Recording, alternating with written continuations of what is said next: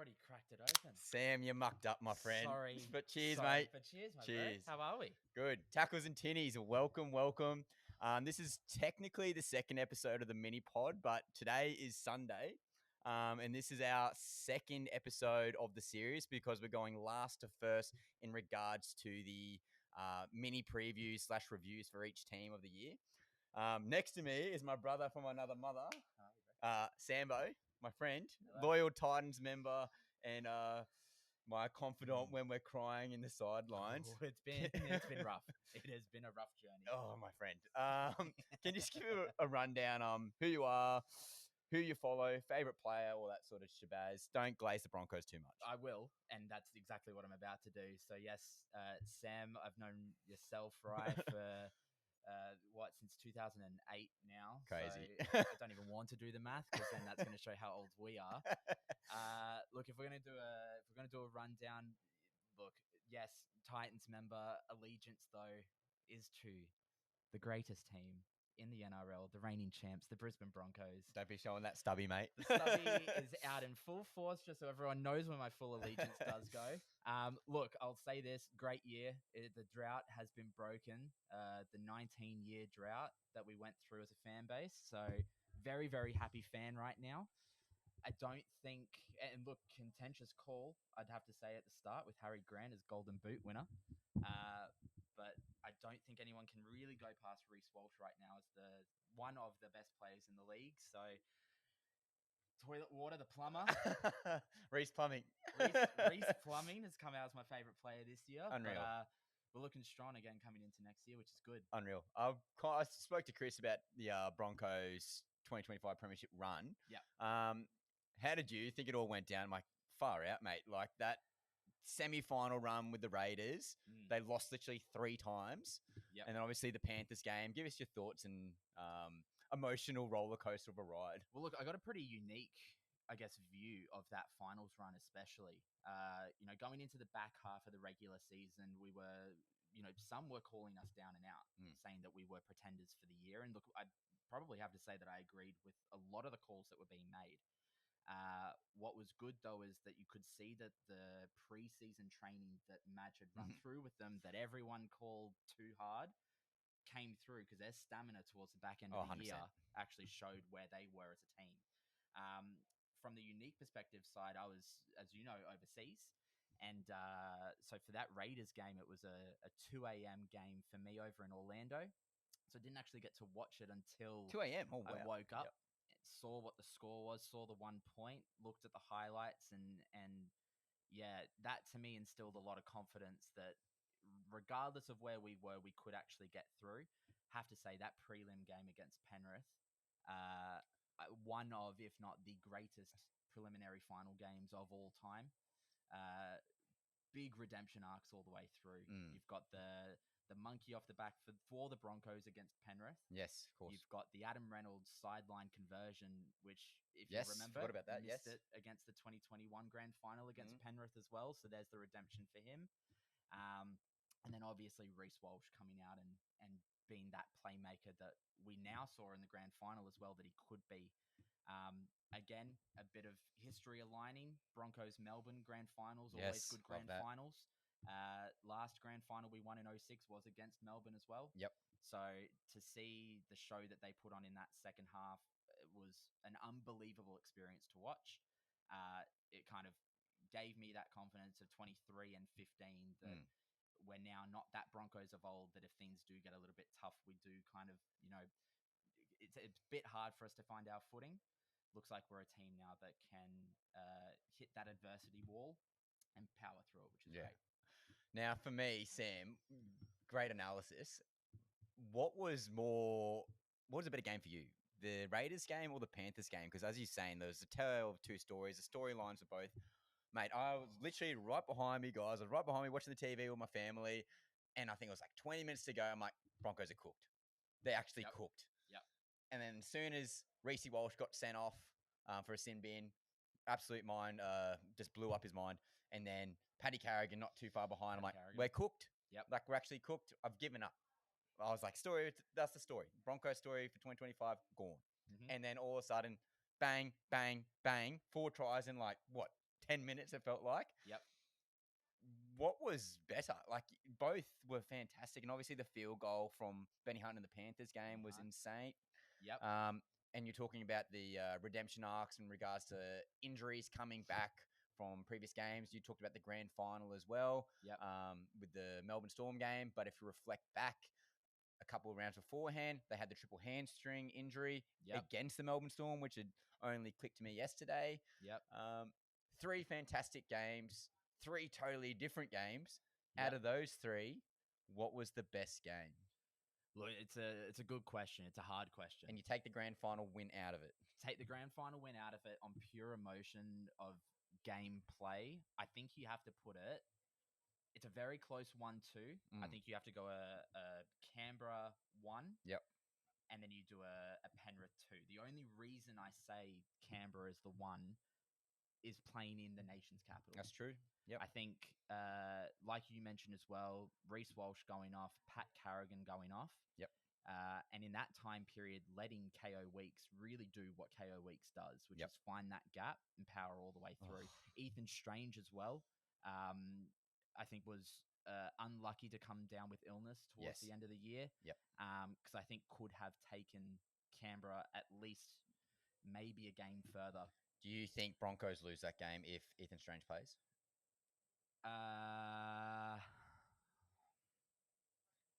No. I genuinely do still think that we come through, and win that game. I think Canberra could possibly win the round following. Yes. However, I feel as though just with what we saw from Brisbane in the back half of that year, I think going all the way back to the Bulldogs game, once that Bulldogs game happened and they were down at a core and came back in that second half, you could almost see that the mentality had shifted. So I think regardless of how much they were down at half, there was that belief within the team. So I genuinely think that even if Strange was on, it wouldn't have made a difference to the outcome. But what a finals run from that team. Crazy. Unbelievable. And one of the greatest finals run I think I've ever seen in the history of the game. It's unfathomable what that run was. And we talk about players coming and going and people coming back to the team. Thoughts on Renault? Because every time he seemed to be out of the squad, obviously he had some huge moments that got him to the next round. As you said, the conversion, which Walshy did a couple of fluffs. If you reflect before those couple of misses, he was like 95%. Like, he was crazy. Consistent. He couldn't miss. No. And then obviously big stage happened. I don't blame him. No. But yeah, he definitely missed a couple of crucial kicks, and then Renault stepped up, even half injured. So that's something to talk about. But Reynolds, in regards to his fit, and I've said this to Chris, said this to Gaz, too many cooks in the kitchen? Look, it did come to a point where I think we saw this year especially, with Ben Hunt being reintroduced back into the team, which some may argue is the greatest redemption arc that you could have following 2015. I think what you saw is that Renault, the way that Renault plays, he definitely wants the structure in his hands. Yes. Which Adam Reynolds is one of the greatest halfbacks of the game. You can't really deny him the ball. However, what you found was that Ben Hunt actually unlocked Reece Walsh. Yes. Which I feel is the better gameplay for Broncos right now. And I think that showed, especially in the second half against Melbourne, especially when Renault did go down. Yep. We found a little bit more structure, but also Reece found a little bit more confidence being able to find his spots. Yes. I don't think you can deny having Renault in the team in any capacity whatsoever. 100%. I think bringing in Cam Smith now into the coaching staff as a whole, I think will be more beneficial for Renault than people may realize in terms of Cam Smith being who Cam Smith is, back stages of a career, how to almost kind of draw your game back a little bit and just be in those moments rather than trying to construct the whole team. Yeah. I think that's where Renault is going to find benefit of Smithy being there. Yeah. I think though, as of right now, and especially with Pezzett coming in a couple of years' time, yes, I think it's definitely a key handover period for Renault. I think you almost have to let Ben Hunt take control of the team on the play-by-play. He's playing a hooker probably though. He'll probably play hooker. Yeah. I think you need him to scoot out and have that really good combination in interchange with Corey Pakes as well. Yeah. But I think it's almost time for Renault just to pick the key moments rather than being that game manager that we've always seen him be. Yep. Final 20, 30 minutes, that's when you need to see his kicking game come out and really control the narrative. Yep. Spot on. I think getting Walshy in the correct spots, that's what he needs to do, and that's his needs to be his mantra going forward. Yeah. And I think it's also worthy to note that the duplication of Ben Hunt and Renault in the halves at the same time, they're both halfbacks. They are both halfbacks. So when Ezra did come back, whether coming off the bench or starting in the grand final, my God, he looked good. He looked great. He's a bloody big game player, that's for sure. Yeah. I think that complements Renault as well. Yes. With definitely. Ben Hunt, him and not so duplicative, you're going to have a bit more variation. Essentially, it's Reece Walsh times 2. Pretty much. And look, I feel everyone's spoken about Ezra and his off-field dramas that he had. There will be criticism of whether or not he should have been allowed to play at all in that season, which you can't really argue against. Yep. So especially when he did come back, you could see that confidence had been hit. But also the game fitness was not there for Ezra, even in the short spurts that he was put in. Yep. I think, though, when you start looking at him, especially in that Penrith game, to come up on those big tackles against Liam Martin, to knock 100%, the ball loose, definitely kickstart that second half run, I think Ezra's in for a big off season. I think he's in for a big start of the year. If he can start the way that he ended last year, I think he's going to be hard not to be pushing for a 5'8" Dalian. Crazy. And I totally disagree. But he's had a couple of hamstring injuries now. Yep. As of some of the other key players in the every spine. other half in our team. So maybe a bit of load management as well might be worthwhile. We got a bit of depth at the Broncos, which is unreal to see. Yep. But they're a team that really hasn't lost anyone besides Cobbo, but Cobbo didn't even play. So No. What are your thoughts on Cobbo going to the Finns? Look, I think it might be a good mental reset for Cobbo. We know what he can do. Yes. Everyone, when he did start out was claiming him to be, the next GI, that powerful runner that can get you out of danger. Great chase down artist if another team makes a break. But you could definitely see that, again, due to off-field, his confidence just was not there. And the love of the game was not there for Cobbo this year. Which, you see that around the league. You see that with Ryan Pappenhausen now. So you can't blame him for that. Yep. But you could definitely see that his form took a hit. Yep. I think being at Redcliffe now, I think that is going to be a really good move for him, even if it is just for a year, to almost get that reset. He's looking fit in those preseason videos that are coming out now from the camps coming back. And he's close to home, near family. Close to home. He's not having to uproot his whole life to go play. Yep. So I think he could put on a show. The argument's now going to be kind of, you've got Bostock that's going to be out injured. So you're going to have him. I'm hearing around 10. So you'd almost have him playing, I'm assuming, out on left wing. Outside Herbie. What does that say? Broncos connection. Yep. Have Hammer pushing up on the inside of that. Scary. And then Katoa doing what Katoa does. If he can get the ball in those spots like he was this year and prove that he can be that consistent footballer with a healthy team around them, I think Dolphins may make a push to crack the 8 this year, which would be good. Well, guys, we're going completely We're off going topic. We could speak fucking 2 hours on something else. But we're here for the Titans. Broncos, Cobbo. Stay tuned. Sam's coming back on 100%. So, guys, I got some notes here. So, again, these are the mini pods. So, they could be 10 minutes if we're talking about Newcastle Knights and the Dragons. They could be 5 hours for the Gold Coast Titans. We don't know how long we're going to go, but we'll see. So, again, the Titans are the second last team from last year. So, they became 16th. Very, very, very depressing, Sam. And they only got 6 wins out of 18, 0 draws. So on 18 points at a negative point differentiation of 199, they just squeaked in above the Knights in the very last round. It was a battle of the poo slingers. And again, the key narrative here, I got still a bottom four side, even with serious forward pack on paper. That was the narrative going in. Mm-hmm. Now, moving forward, and there's been some huge movement for the Gold Coast Titans. Desi gone. Desi First gone. on that. Desi gone. Look, it's a tough one, and I think it's the right call overall. However, there was a narrative last year, and you could see it in the first half of last year, especially where they'd really kind of compared Desi and Madge and say, look, these old school coaching tactics don't work anymore. We need to be moving into a new age. But I think it's a tale of two teams, to be perfectly honest. And I don't want to keep comparing back to Broncos, but neighbours on the M1, you kind of have to. Yep. And in a fairly similar position in terms of old school coaching. Yes. You really saw with one team, I feel as though you saw the buy-in. With the Titans, you didn't necessarily see that buy-in with Des. You could almost see him trying to maybe not be someone who he was. You didn't really see the sprays until halfway through the year. We don't really know what his off-season training routine was like. We just heard that it was positive, but there wasn't much noise coming out of that camp at the beginning of last year. So look, I think it's a good move to move away. Josh Hannay coming in. Yep. The resume speaks for himself for Josh Hannay. Obviously a part of the Billy Slater Queensland camp. Yep.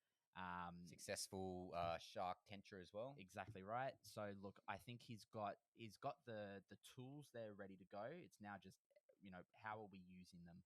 And I think for Desi, that's where his downfall was not necessarily not having a team on paper that could perform, but just using them in ways that maybe they weren't as beneficial to the wider group. Yeah.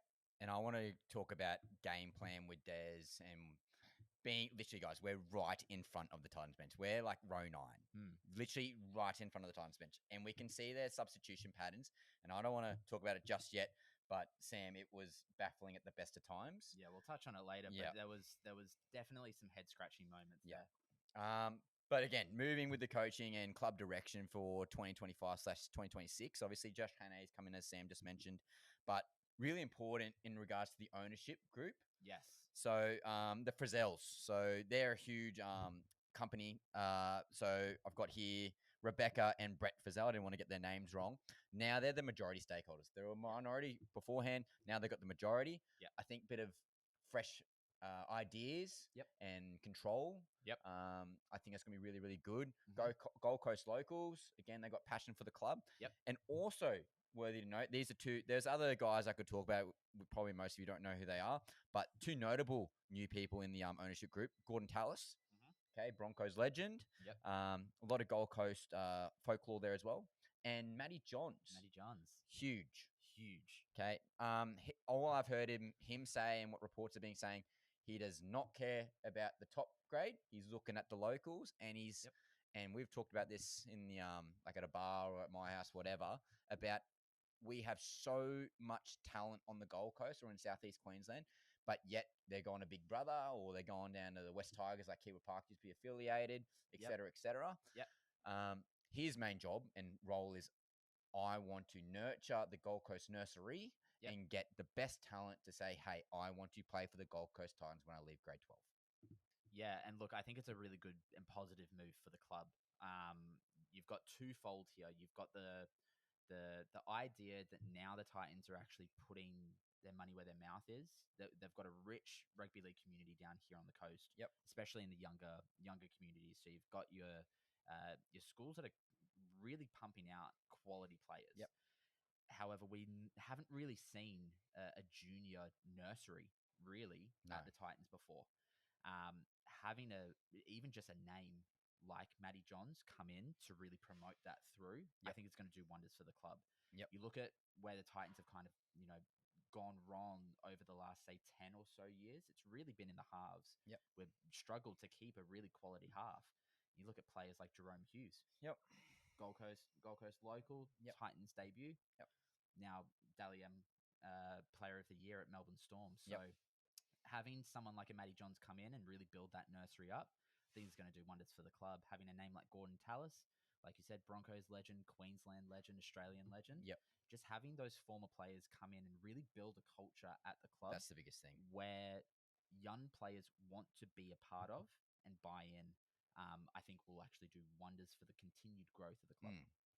And again, we have everything instilled within the systems there. Like I did the backstage tour with the Titans. I think it was the second last home game. So like let's say around 24, 25, whenever it was. And they had their media spokesperson there, and I was listening intently, and everything that was coming through sounded really positive in regards to what they're doing. And you mentioned the analogy of we're just down the M1 from the Broncos. Yep. We are a mini Broncos. Yep. We're literally Suncorp Stadium and Seabus have a very similar design. We're just a mini version of everything that they do. Pretty much. Why can't we be top dog? Yep. We got the better nursery. We just can't keep them. And again, Matty Johns and Josh Hannay and the Gordon Tallises and everyone else in between. Yep. Fatty Borden, mate. I know you live in the Gold Coast, all your bloody mega mansions. Cameron Smith, you're around the corner. I know you are. So get these guys involved. Yep. Get them to want to play for the Broncos. I'm a high school teacher, guys. I've got these guys. So many of them are getting contracted to the Broncos. Why? Why do you want to leave your family and go up the M1 and get gridlocked at bloody near your way, Sambo? Stay down here. Stay in the lovely beaches of Burleigh and Currumbin. Yep.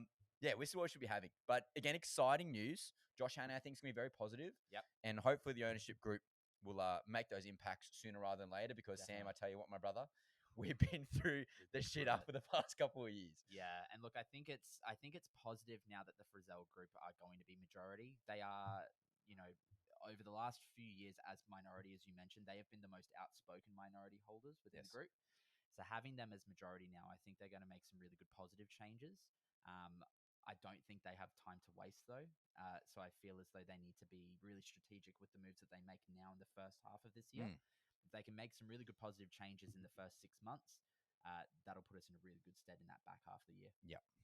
So that's the coaching direction and obviously ownership direction. Fantastic to hear. Now roster movements. And Sam, the amount of tins that we've had at games and we're just like, get this dead weight off. Respectfully, obviously. But it's good to see we're clearing some cap.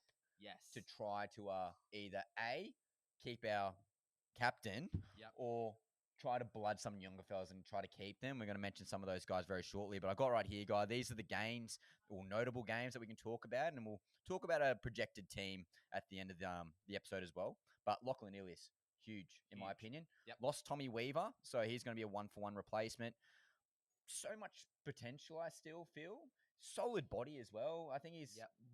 Yeah, I think better upside than Tommy Weaver, respectfully. Yep. Thoughts on that? Look, I think he played really well in New South Wales Cup last year, and I think even from his own personal, a review or analysis of his gameplay last year, he gained a lot of confidence from playing in New South Wales Cup. Yep. There's obviously some bad blood coming from the Dragons in not playing him. Some may say, not for me to say. Some may say some nepotism coming through the ranks there at the Dragons. But look, I think with hearing him talk, he's out for blood this year. He wants the redemption arc, which only really works in our favor if Josh Hannay can really drill it into him that he picks his moments. I think what we've seen from the past with Lachie Ilias that he can have those head rush moments, but that just comes with youth. Yeah. He's starting to turn that corner into a mature age player now. I think if he can really change his gameplay to picking the moments, like we spoke about with Renault earlier, I think he's got huge upside for the club, especially when you look at, say, potential halves pairings with Campbell running off the back. If Ilias can just be that set player and have then Campbell and AJ pushing up behind, as well as Keanu Keeney, I think it puts the team in a really good spot. Yep. And where does he fit in? Do you feel at the start of the year he's going to be more of a extended bench kind of guy?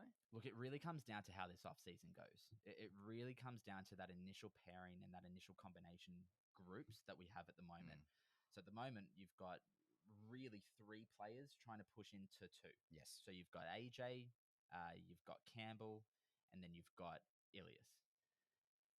In terms of that, I see him as a pure halfback. Yes, I agreed. think he is that set player, like I mentioned, whereas I feel like historically you look at the number 6 is the run and gun. If they can set it up that JC moves into that number 6 role and has that running mentality as well as the kicking game that we can see him put out. Fantastic game. Yep. I think that will be your initial halves pairing, Mm-hmm. at least for round 1, round 2. The one I'm really interested on, and I'm sure we'll talk about it in a moment, is where does AJ fit into all of that? And guys like AJ, it's really hard for them because they're so versatile. Yep. So versatile. You could play him at lock. You Yep. could probably play 9 in a pinch. I kind of like the Damien. He's obviously respectfully AJ. You're not as good as a passer as Damien Cook, but very Damien Cook-esque in regards to athleticism, off the mark speed, and has very good IQ in terms of awareness. I'd love to see him at 9 just to fit some of these guys in. Yep. But as we've seen and talked about Sam in the past, Josh Hannay has given the green light for AJ to at least give the full chance to be the 5'8" for the Gold Coast Titans. Yeah, and look, I think that's a really good move by Hannay, coming in as a new coach, not wanting to ruffle too many feathers of the existing playing group. Yep. I think the existing cohort of players should have at least first crack at positions that they want to go for. So I think that's a really smart move by Hannay, going in and making that very public with the group, which is why I'm really interested to see where Ilias does in this off-season period to really put the pressure on Hannay to make a tough call and make a pick. Yep. Because I feel as though those tough calls and those picks is what changes the season. Yep. And it's going to be really interesting when we get to our team picker near the end of the episode. Yep. Where he squeezes in. Sam, I can't remember. You might have been in the US, but Brimo played center, or maybe his last game at Seabus. Were you there? No, I was in the US. Yeah, mate. Tell you what, some early ball. Yep. He looked bloody good. I know he doesn't want to play center, but tell you what, mate.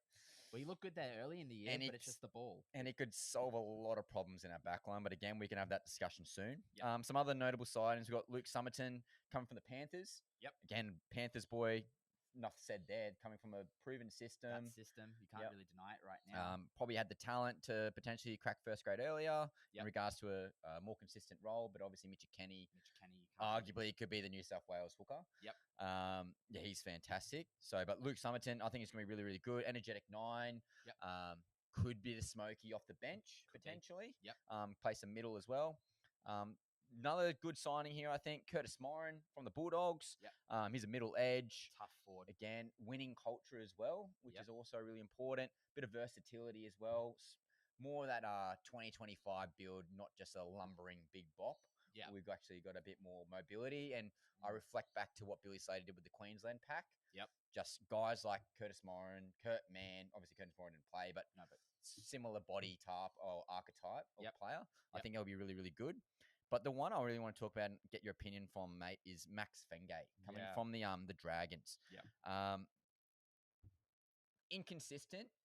Yep. Lack of opportunity. But when he's on, might remind you of someone who's currently in the centers already. Yep. But yep. When he's on, he's on. Yep. Now, we have a bit of a dilemma at the center position. And that's do. why we previously mentioned Brimo. I'd love you there, mate. Please go there. But big Maxi Fengay. Athletic as all hell. Yep. Fast. Okay, got a bit of a step on him. Could he get a crack at center at starting this year? Look, I don't think that there's any reason why he couldn't. I think he reminds me of a 2025 Cobbo, to be fair. Very inconsistent, but when he is on, he is on. I don't think he's as versatile as a Cobbo. Yes. You can't necessarily slot him in at a fullback if say, Keeney was to go down injured. Yep. That would be your risk with a player like Fegi, where you can't necessarily shift him around the park too much. But I don't think there's any reason why he couldn't have a crack. It'll just come down to, again, what the mentality is like in this early stage of preseason. I'm really interested to see these videos now coming out of all camps prior to the Christmas New Year break. From all reports, though, he's pushing, which is what you want to see. Yep. Again, with our team picker, he might get a crack. Again, fullback, as you mentioned, probably not ideal, but definitely could slot in the wing if need be as well. And again, where there's no guarantees, we've lost a couple of boys there as well. Oliver Pascal, haven't heard too much in regards, I've heard some things, but I haven't seen his gameplay per se. But what I've heard is obviously good news. And Sam, you could probably agree with me as well. Verrills has had a lock on that jersey out of necessity. really, without sounding like an asshole. You've had guys come and go. Aaron Clark was there for a little bit, obviously a couple of years ago. Chris Randall's obviously had some stints there. Yep. Verrills was that guy from the Sydney Roosters who was like, yep, he's our 9. He's really, really good. And don't get me wrong, he's good in patches, but injuries and other things in between have affected his ability to be at his best. What are your thoughts on Verrills? Look, Verrills is a tough one. The rap sheet coming from Verrills from Sydney was obviously a highly sought after player for good reason.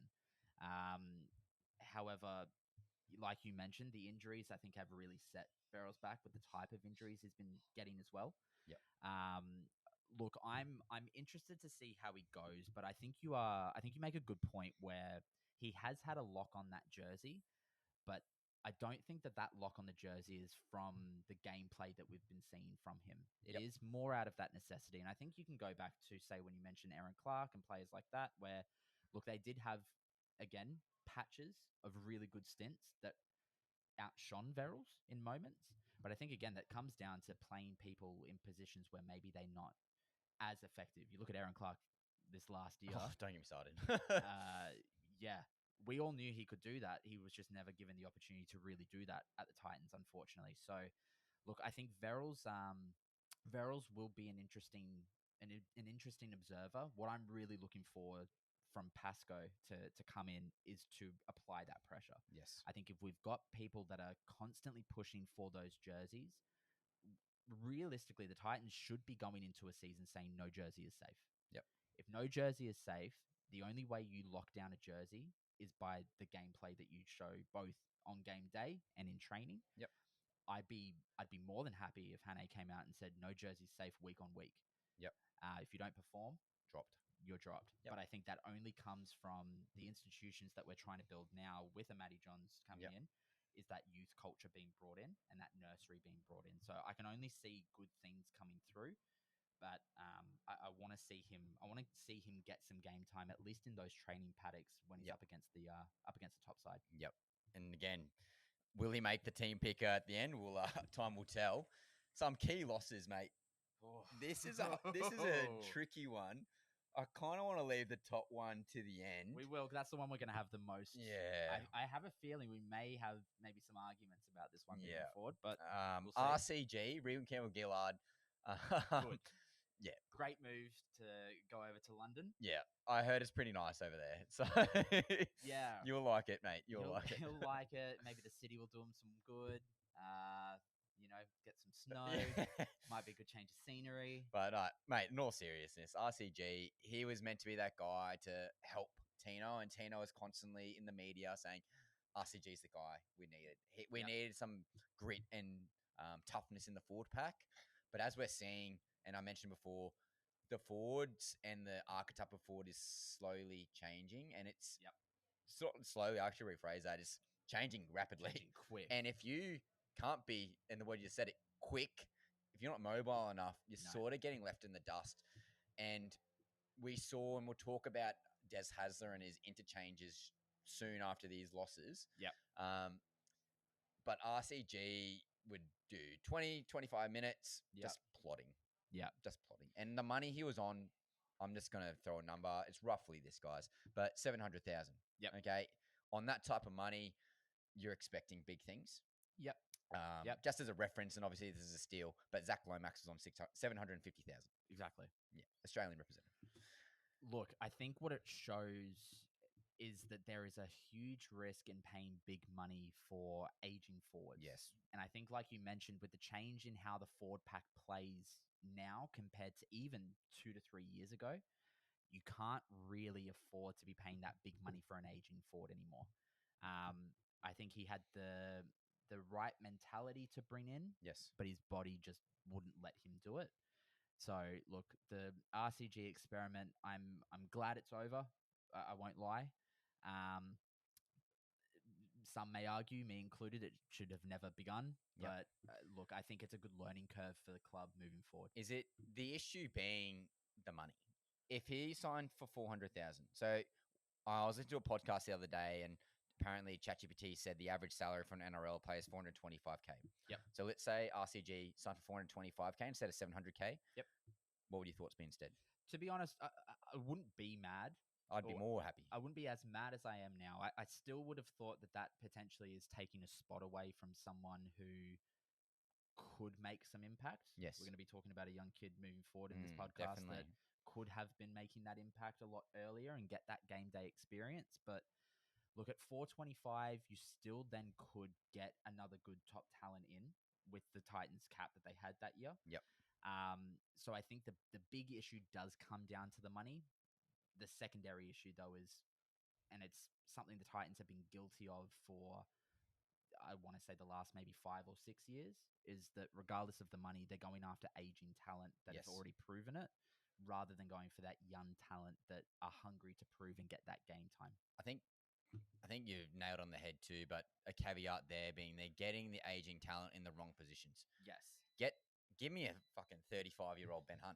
Give me a 35-year-old Adam Reynolds. Yep. You know what I'm saying? Like, these are the experienced players that you need in certain positions. I don't want a plotter who's, again, 32, mate. We're 30, so I like to think I'm in still my prime. But I'm not. Yeah. I'm self-aware enough. But again, in terms of a forward, I think you do lose a bit of that athleticism, and especially in that side back as well. But you're getting the guys who are more senior, overpriced. And again, this is what annoys me too, man. We talk about building culture and whatever. You got guys at Panthers, Melbourne, all these top clubs who are taking unders. Yeah.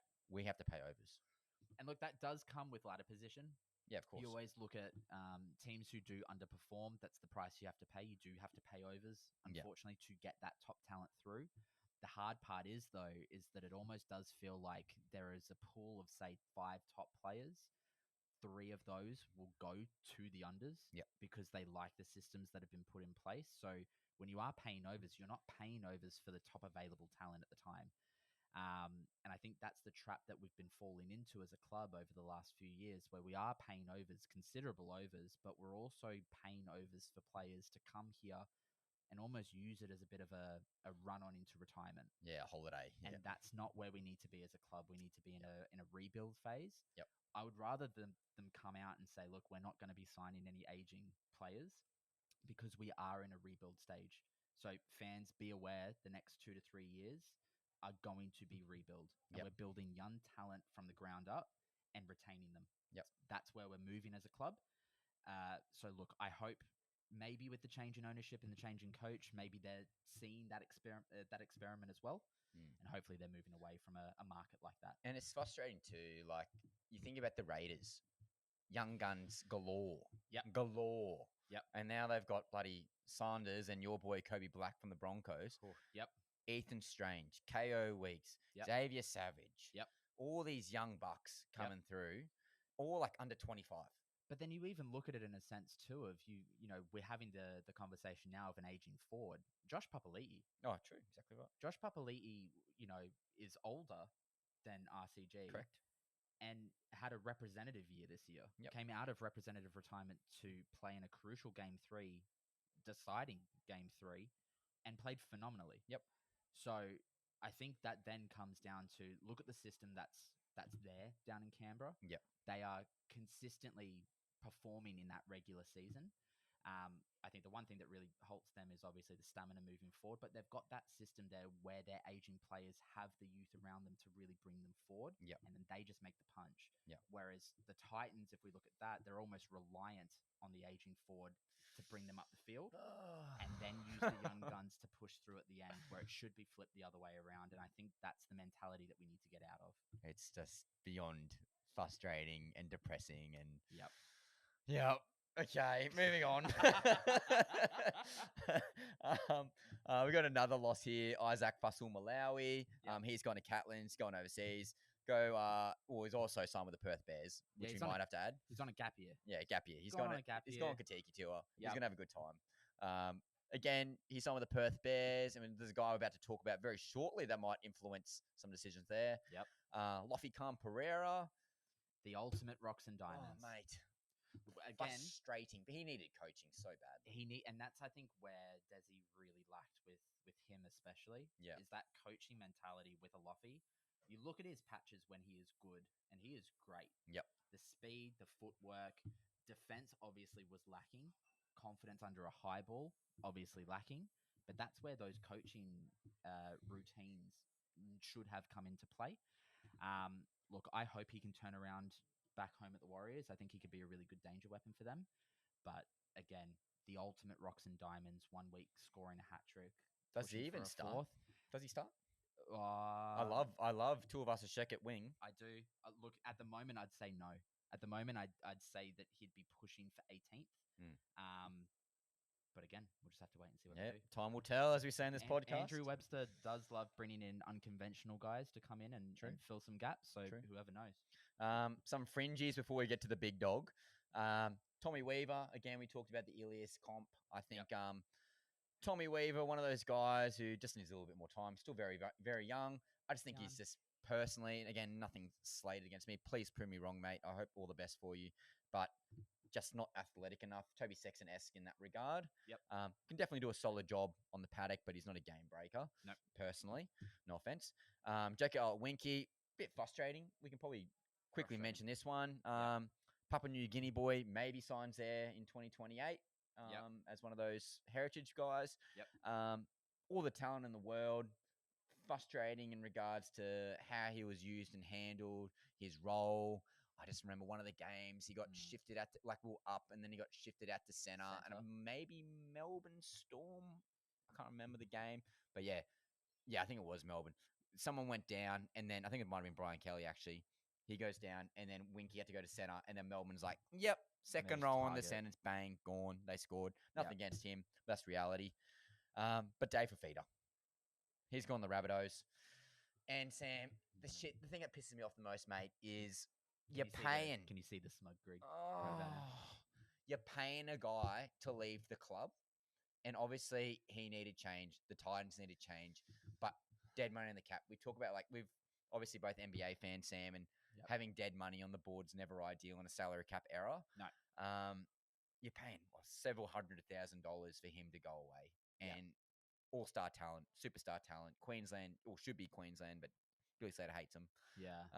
Well, we can see why for those reasons. Yeah. But videos are popping up. Have you seen the sumo match on the beach with Latrell Mitchell? He's looking fit. Look, he's looking good. Like you mentioned, though, Titans are reportedly paying upwards of $300,000 to ship him off to the Rabbits. Look, I don't see a situation where you couldn't do that, though. I think he needed to go.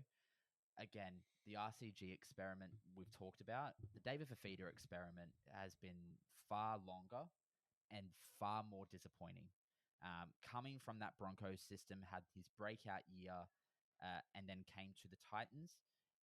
This is probably the one example where they've overpaid for a youth player, where they probably didn't need to overpay. And could have just gone on market value. But man, oh man, has he been utterly disappointing. And look, I'll say injuries have come into play for that. Yep. But more so than injuries, the mentality that has been there with David Fafita at his Titans stint as a fan has been diabolical. Yeah, and frustrating. Every year we've gone into the new year with talks of contract negotiations, talks with clauses. We'll get into that in a sec with Big Tino, but every year it's almost hit or miss, whether he is going to be playing for the club. Yep. I think that mentality has really stinted his performance.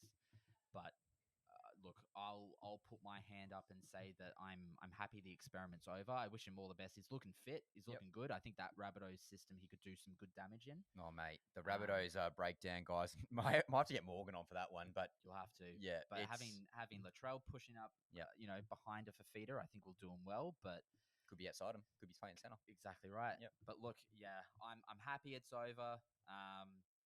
There were some good impactful moments there. Made some Origin teams while he was with us as well. But that mentality needs a hard right turn shift to really put him as one of the greats. And I think he's got a huge uphill battle Yep. with the NRL community as well, Yep. watching to really kind of think of him in that light. And I think the great analysis there, mate. But I think moving forward for him, he's got a chip on his shoulder now. Can he stay Definitely. healthy? We're hoping so, obviously, as a Queenslander. It'd be bloody hell good to see him play for Origin next year. Oh, you'd love to. Role, I think the role wasn't the best for him. Coming off the bench here and there. I love Bo Fermor, but hey, if you can unlock Dave Fafita at his best, who's going to be better at their best, Fafita or Fermor? No offense, Fermor, but Fafita's got you on that one. Yep. And we reflect about patchy form and inconsistencies there. But his best year at the Titans was when he was playing outside Kieran Foran, which I believe was last year. Yeah. So, again, another variable that was against him. And again, it's just hard to... We're not there. It's hard to put your finger on exactly what the issue was, I think. And I think that's what's the most disappointing aspect is that there is so many different avenues that it went wrong. Yep. I think your analysis there of the coaching, like we'd be sitting behind the bench and calling for Fafi to get out there. Oh, we're down 12 points or something. Down 12, tired legs out on the field Yep. from the opposing team, and then we wait for the opposition to make their first interchange to put him on. That's too late at that point. So, look, I wish him well. I hope he does well because it's good for the Queensland team to also have that, that strength in numbers coming through. But Kurt Capewell can't play for us. But yeah, guys, that's like the main guys to talk about. Some definitely things. So how we felt about 2025. How we felt about 25. So the Fafita situation, scary to talk about. Yep. At best. The Tino situation, yet to re-sign. Yep. He's our captain. Yep. We would love to see him stay. Probably getting 1.2 mil. Give him every single penny he owns.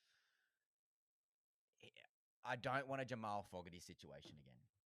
No. And I think that's what you can't afford to have right now. And this is where it's, like, as you alluded to, this is where it's interesting for not this coming season of 26, but 27, with Isaac going over to Perth. Every year there's clause talk within the Titans and with the Tino community. Does having brother go over to Perth, does that make a difference? And he does pull the trigger. Look, I think Tino is the one you pay the money to keep, regardless of what it is. You pay the over to keep Tino in. Just that culture guy, eh? You need him there. And look, he is, say what you want about the contracts and the clauses and how they're set up. He is a guy that goes to every game, even when he was out with injury. Yep. He was there on the bench. He was chatting with the fans in the front row. Definitely. He was also communicating with the boys on the bench. Every time they're on a bike, he's over there giving them pointers and giving them tips. You can't lose that out of your playing group and out of your captain especially. That's something that you can't buy. He obviously has love for the club and wants to see the club do well, but he also knows, coming from a Melbourne system, how to win. He also knows he doesn't have that much time left to win. So I think you need to be really putting the team around him to give him a successful run. Yep. I think that's where Hannay can come through and try and help him along that mindset moving forward. Yep. I think setting him up for success and being that guy, work with me. Like, I'm Josh Hannay, work with me. Yep. Give me some time. I need some time. Yep. I'm just coming in. I'm getting rid of the guys who are taking up that cap space, who we just mentioned previously. Yep. We got young guys coming through, and we're about to talk about some of them, and I think they're going to be really, really good for Tino. Guys in our spine are coming back, and there's one guy we have to talk about very, very soon. And Definitely. That's probably what made our season the worst. And let's just get straight to it, Sam. Keanu Keeney. So we have to do the research again because it's such a long time ago. Round 1, Titans bye. Round 2, we lost to the Dogs, who were a top 4 team, and they were coming first majority of the year. Yep. They had that huge stretch of at least the first half of the year before Galvin came, almost undefeated. Yep. Round 2, we won. Titans are back, 2-1. Everyone's chirping in the Titans, boys. Then Keanu Keeney herniated, or like something with his disc, or herniated spinal disc that was putting pressure on his spinal cord. Yeah, scary. Dangerous, scary injury that could have and should have in all honesty, been career-ending for Yep. him. And I think that's, to be fair, in looking at the macro scale of this, that was the Titans' year. Was scary injuries that could have been career-ending. Yep. So yeah, Keeney going down in that way, but then to see him put the work in and to come back, you almost kind of didn't want to see him come back at the end of the year and show what he could do, because you could see what you were missing throughout the whole year. And he got the golden boot. Yep. The year beforehand. Year before. For the Pack Nation. So extremely frustrating. And I mentioned before, I did that behind the sheds visit, and the media manager was talking, and someone asked a question about the Keanu Keeney situation. And this is also frustrating as well, because the guy literally said, well, we're only going to play Keanu Keeney if someone's injured. Why are you putting him on the bench? If he's back and he's healthy, why are you doing that? And all of a sudden he starts. If he's on the bench, he's healthy enough to have game time. I don't get it. So you're either saying he's healthy enough to play, or don't play him or don't play him at all. Don't put him on the bench and have that spot available for someone who, is a young talent coming through and wants that game experience. At that point, the season's done. Yep. There is no upside to him really being there if you're not going to play him. So I think that's the mentality that really needs to shift next. And mate, we were crying for, hey, rest Tino. Yep. Rest AJ. Rest JC. Play all these guys who are like, play the young this guns. is your chance to prove yourself next year. Yep. You're in or you're out. Yep. Rest these guys. And mate, we had a year where JC and Brimo were healthy for once. Yeah. And finally another guy gets injured in a key spot. Yeah. Which obviously disappointing. But the Kearney situation, obviously we thought, AJ, we love him at fullback. Yep. He played fullback and he was very good, but we still came second last. Exactly. Keeney's the guy, and we saw in the Pack Nations how much of a difference he makes and his support play that he does. Yep. Now a rejuvenated team, and again, our team pick is going to be interesting where players will shift. But Keeney, as you saw in the Pack Nations, the support play that he does, Hammer-esque, Pappenhausen-esque, arguably he's better than both. Look, and I think that's the main difference between, say, an AJ and a Keeney is that support play. You see, when AJ plays, is very much the structure setup, which is dynamic at a fullback, but you don't really then get the support. The only real support he pushes up in is his support of his own grubber kicks. So it'll be good to see Keeney back in that spot. Yeah. And I think the biggest issue, Sam, and Titans fans out there, I know you can probably vouch for this, and it's infuriating, but defense. I got here, negative 199. It was just absolutely infuriating. Last year, I believe we started slow and then finished strong. It was the opposite this year. We started strong and finished absolutely abysmally. Yep. And then all of a sudden, we just finished abysmally. Overall, it was bad. Anyway, defense. Now, how do we fix this? Look, you hear it all the time. Defense wins championships. Yep. But in all honesty as well, your defense is only as good as the man inside you. Yep. I think when we're talking about the Titans and we're saying, you've got those aging stars coming up to have a bit of a run into retirement. You've got those players that are, maybe running on a bit of the ego drive to kind of see what they can get financially, which power to you. That mentality of actually banding together and working together was not there. And, you look at the teams like a Penrith. Let's go back to Penrith at the start of this year. Down and out. Running last. And then the mentality shift of banding together and working together. They were 3 minutes away from a grand final. Yep. Whereas you look at, our season, it just doesn't even compare. And it's the systems and it's the training methods at play. Culture too, mate. And it's the culture. The culture is the big driving factor for this. And it's almost that you just look at the players out in the field and you don't even really know what the culture is. Do you think when they sort of knew, there was a stage, I think it was like halfway through the year, and we were doing the math. They got like a little bit of a run of they won like 3 out of 5 games. Like, hang on. Yeah. They're versing like 3 teams in the bottom 6. We got to buy. If we win like 4 out of the next 5 games, we're coming 7th. Yeah. Because I had that big cluster. It was such a close comp this year. And then we just shat the bed. Well, that's the thing. The games that you can't drop, say this year especially, like a Parramatta, you can't without Moses, Newcastle, you can't afford to lose these games. And that's where that culture and that mentality was really on show. Not when they were against the top teams. They took Penrith to Golden Point. Yep.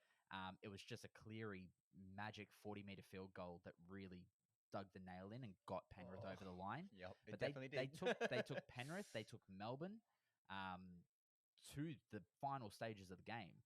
And to mention, guys, we got robbed a couple of times. And there were some harsh calls, yes. But then you look at the mentality when they went in to play those teams that were around them on the ladder, and it was like you were watching a completely different team. Yeah. So that mentality that they have when they're versing the top team, they need it for those Every bottom game. teams as well. And Yeah. that's where we struggle. Is it's not just an 80-minute performance that we need. It's a full season performance. And you look at teams that are to tailor two halves. You could put Broncos in there this year. Titans are a tale of two halves of the season. Yes. And it's been like that consistent, and that's the consistent pattern that they need to break out of. And again, Josh Hannay, mate, you got a big job in front of you. Yep. And again, culture and defense. I thought our attack was pretty good overall. Jaden Campbell shifted between three positions, shows his versatility. Halfback has to be halfback. Yep. At least to start the year. But look, like you mentioned, Titans' attack has always been good, but your attack is only as good as your defense. Yep. And if you're spending majority of the game trying to catch up on defense, your attack is never going to get into a constant rhythm. Yep. And I think that's where they need to really pull it all back and go, look, we are going to be playing defense. We need to focus on that. We've got the strike weapons on the field. Let's trust them to put us in a good attacking position. Yep. But we need to tighten up our defense. Yep. Close games, struggled to close sometimes. Jaden Campbell with that experience. And again, we'll talk about his accolades. Well, I may as well do it right now. Again, we mentioned that he played 7-6-1, shows his versatility. Yep. But due to that versatility, and I thought he was probably our best player for the year. Yep. Got a Prime Minister's 13 selection, and he got invited to the Maroon extended squad. Well deserved as well. Yep. And again, he could be a smoky for a Queensland spot this year. Yeah, his defense in the past, due to his size, not effort. Effort was always there. Effort's always there. It's just size, and he's gotten not necessarily bigger, but he's definitely gotten stronger, and you can definitely tell that within contact. Another year in the front line, another off-season, going into an off-season healthy, with confidence. Yep. He's going to be great for them. Yeah, it'd be great.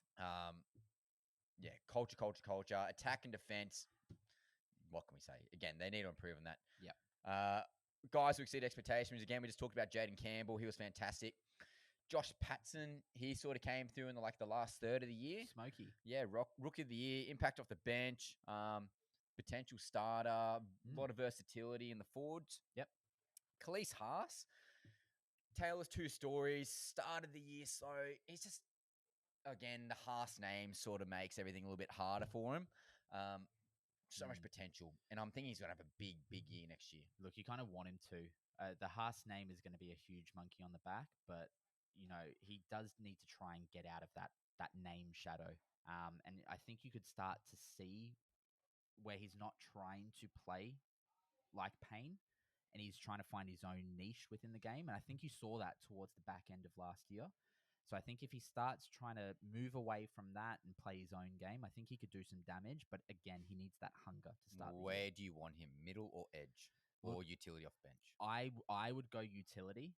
I think you move him in when there are tired legs. But again, that comes down to what we saw this year, where we need a bench rotation to be used impactfully, not just to cover our own tiredness. Yep. So I think if they could use him in that sense to start the year and then maybe move him into an edge position to go in that middle period, especially around Origin, I think that would do him some good. Yeah. And another guy I want to give some roses to, Jamin Jolliffe. What a season. What a season from Jolliffe. He was inspirational. The last 10 games, mate. And I've seen there's murmurs that he's going to go overseas or he's going to go to Perth Bears. Titans, look at me right now. Please re-sign this guy. He was my super coach draft savior. I had no front rowers. And I'm Jolliffe, he's coming in, popping off. So Jolliffe, fantastic. Great effort from the kid this year. Does he start next year? Look, it's hard to say if he will. Mate, he was playing 70 minutes. He was, and I think that puts him in a really good stead with Hannay as a coach. You see that effort. You can't really go past it too much. look, if I was picking the squad today, look, I would put him. I would put him in the starting, at least in the starting front row positions there. Yep. To at least kickstart the year. I think it's his jersey to lose. To be fair. Yep.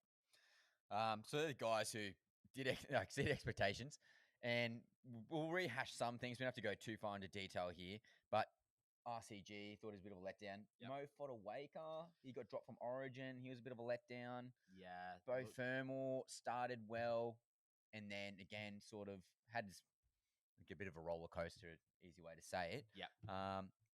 You want to touch on them or add anyone else? There's one guy I'm going to talk about in particular. Probably you can already have a guess. Look, if there's one, I reckon we go on the one player because I feel like this player we might have a little bit to discuss on. Yeah, Brian Kelly. Brian Kelly. Mate, what to say here? He's a former Dally M Centre of the Year. All the talent in the world. The perfect archetype build for a centre. Defense in terms of contact, very strong. Yep. Can run the ball very well. He finished the year on the wing. Not the best finisher in terms of acrobats, but finished quite well in terms of some of the tries he was doing. Yep. Inconsistent, mate. And he's getting paid big bickies, and he's so inconsistent. Look, I think the big thing with BK, Brian Kelly, someone needs to. A lot of me. Whoa. Someone needs to let Kelly know that you don't need to score off every play.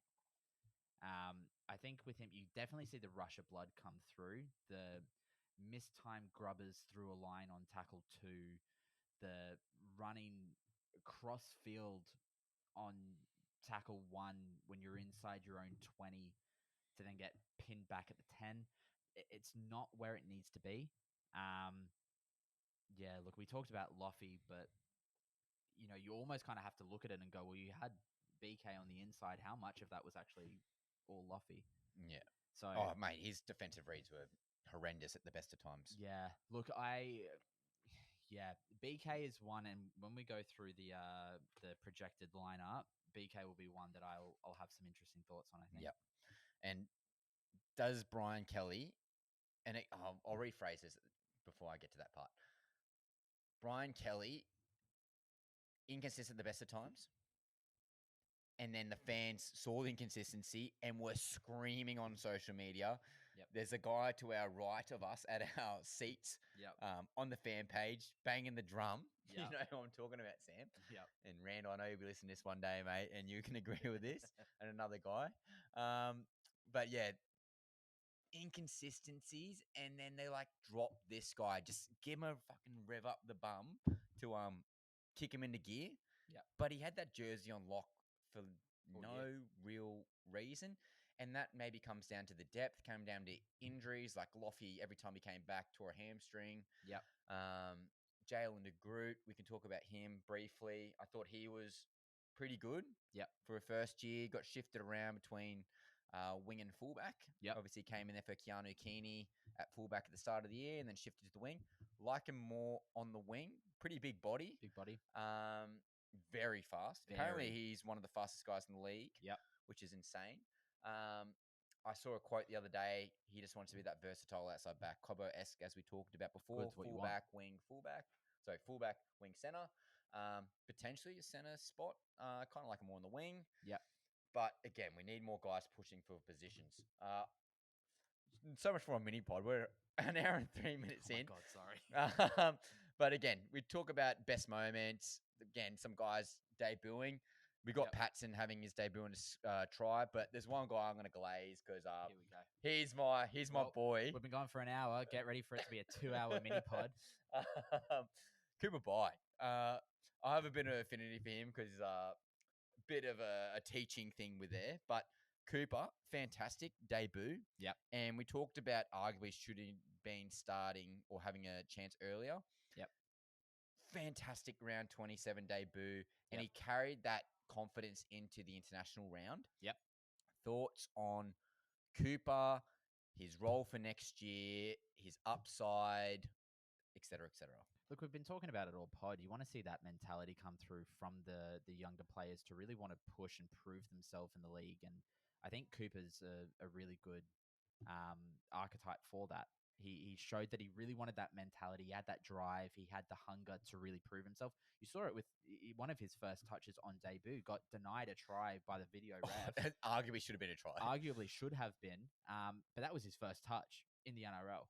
And to see that come through in replacement of an RCG, it really shows the dichotomy of where we were as a team. So, look, I think in terms of Cooper, is definitely on the higher end of that fringe to start the year. Yep. I would say to at least start the year, dependent on how the preseason goes, you'd be pushing him for an 18th spot, if not within that rotating bench lineup. But I think he's got a huge upside. You saw it in Queensland Cup. You saw it in the rep rounds. The upside is there for him. You just need that coaching mentality and the training programs to really utilize the talent you've got, not make it a talent that you want it to be. Again, I know Cooper quite well, so I'm going to be a little bit biased, but mentality, respect, wanting to learn, being one of the hardest workers, you can see that from afar, and I can see that from a close. Yep. He used to play a little bit of edge when he was younger, but he's now shifted into the middle. I would love to see him, maybe not to start the year, just give him a little bit more time, but I'd love to see him start at lock and Tino shift to the front row into position. the middle. Yep. I think that's the best play for Titans moving forward, especially if you want those quick plays. Thank you, girlfriends. Appreciate this. Oh, thanks. So yeah, I think that's the play that you want moving forward. But yeah, I think at least to start the year, you want him.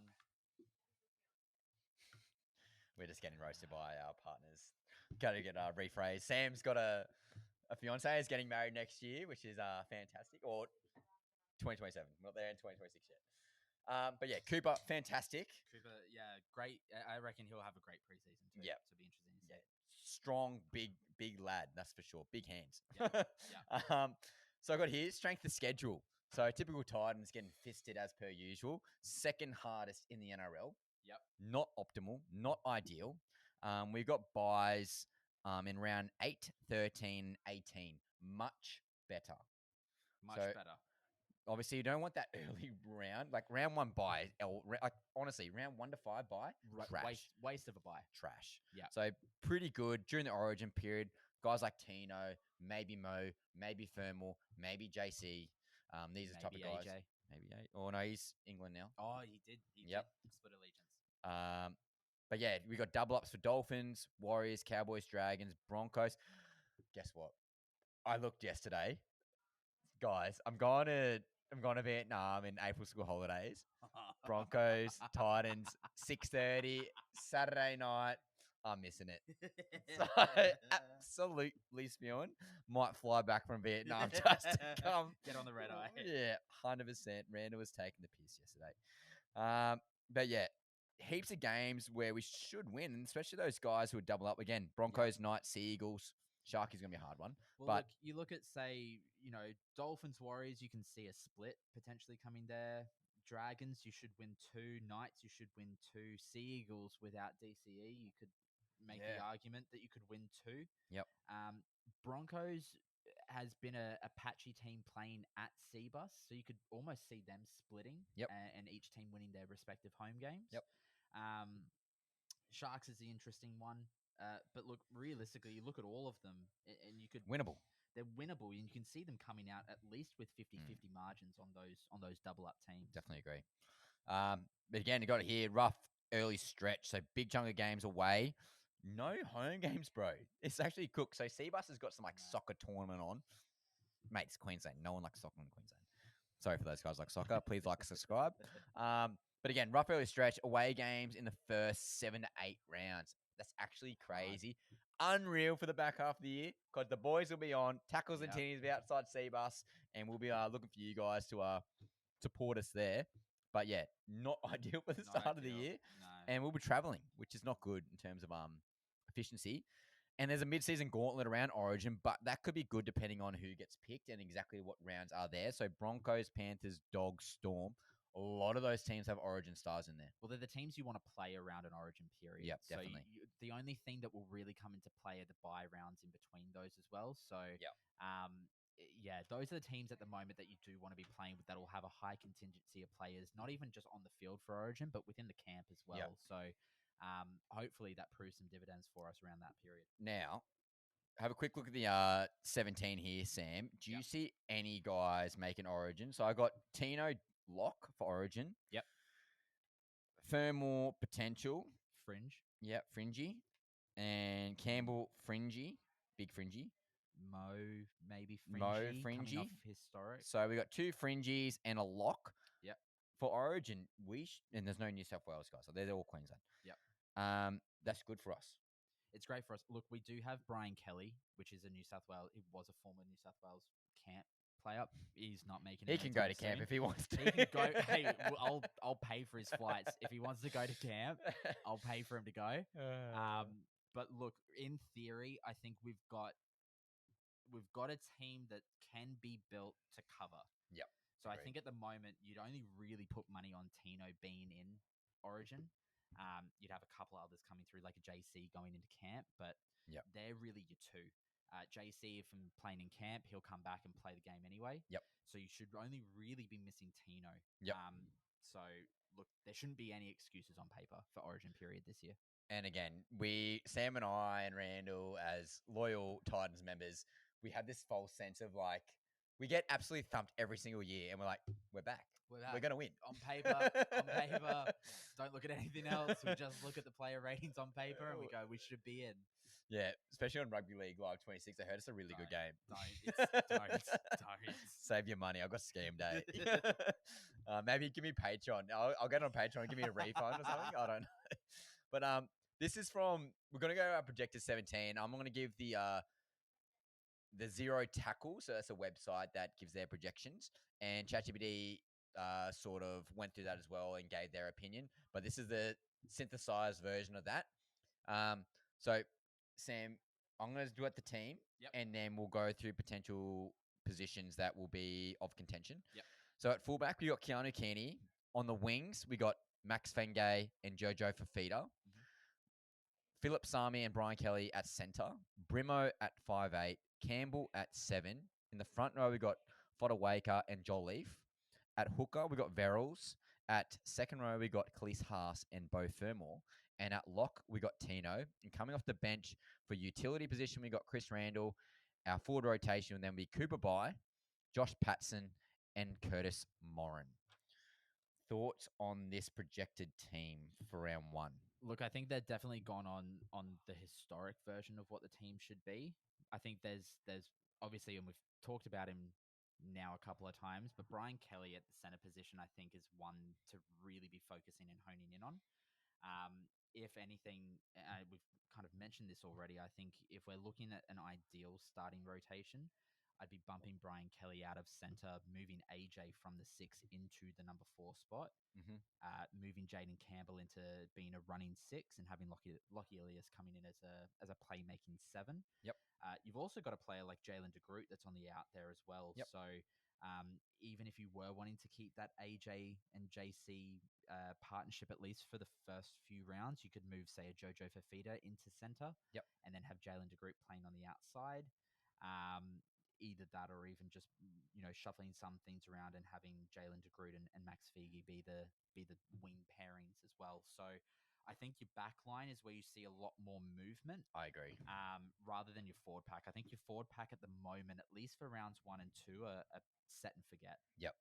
I think the biggest contention spots, as you mentioned, Sam, is definitely probably the center wing position. I love Sami on the wing.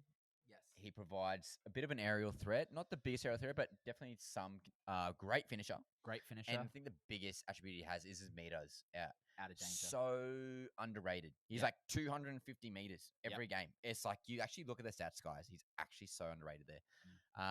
Max Fengay, prefer him at center. So I'd go Sami to the wing, Fengay to center. And then I love Jojo on the wing. Fantastic aerial threat. Great meter eater as well. Yep. That Brian Kelly one's obviously a variable. And then obviously got DeGroot being that guy pushing up the rear. Yeah.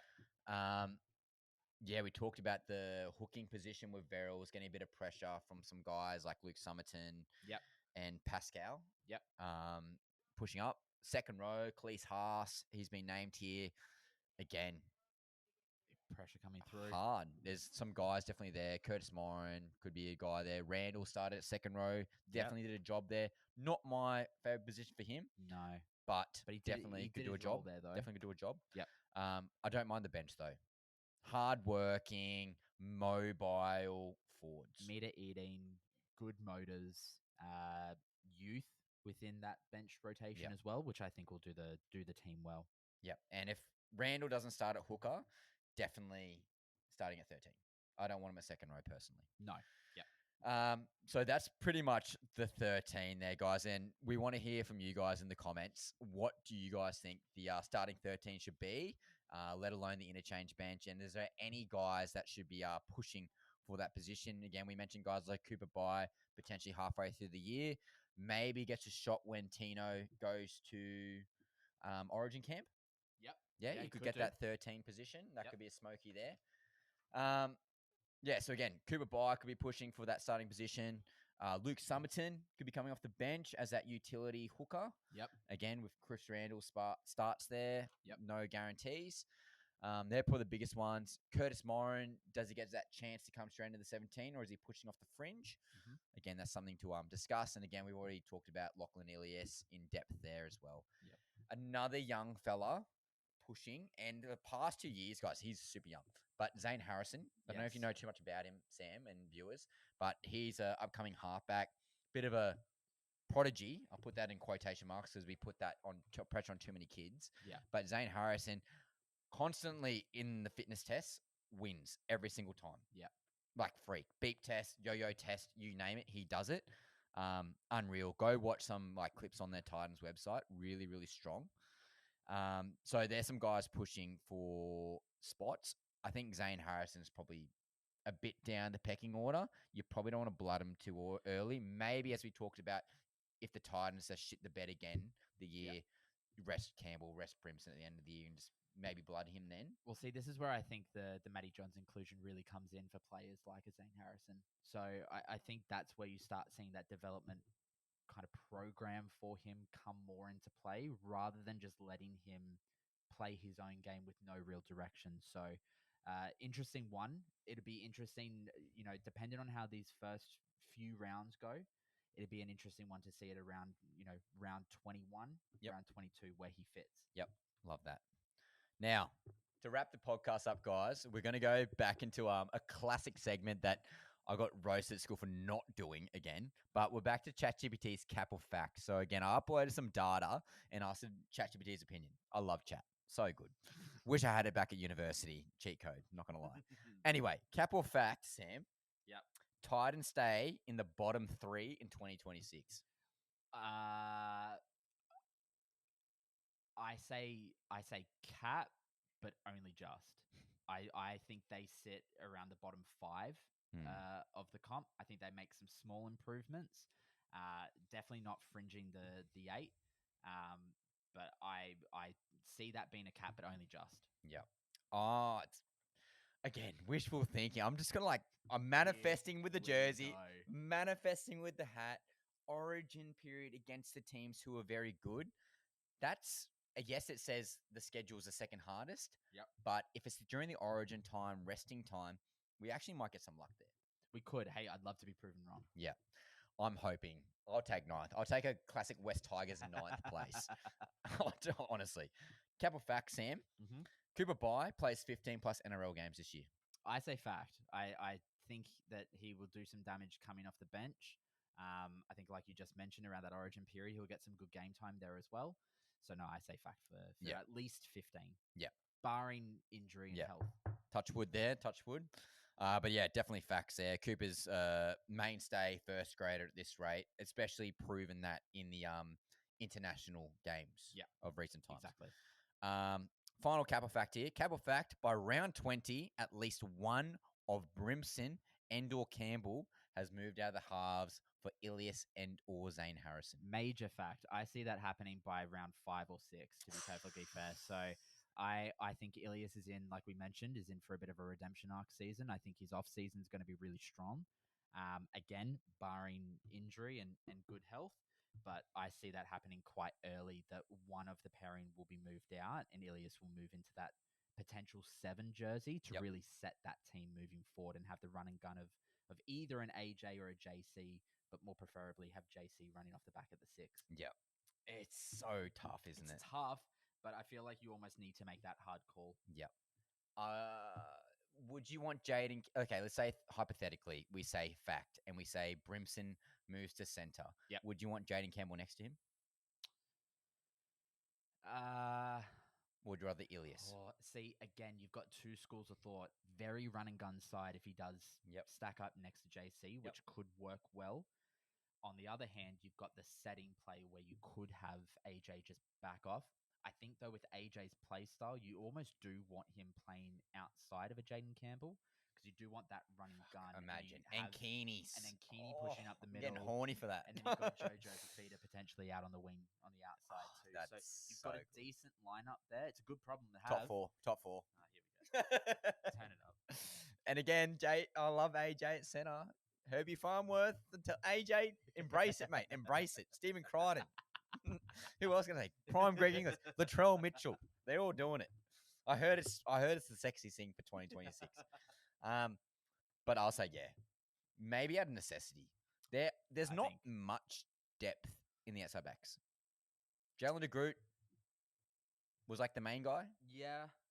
But besides that, a couple boys go down. They're not the most durable guys. Look, and that's the thing. I think the first couple of rounds are really going to prove where we sit in halves combinations and halves pairings more than anything else. Yep. So if you look at next year, we've got the Sharks in round 1, and then you've got the Dolphins round 2, and then you've got the Cowboys round 3.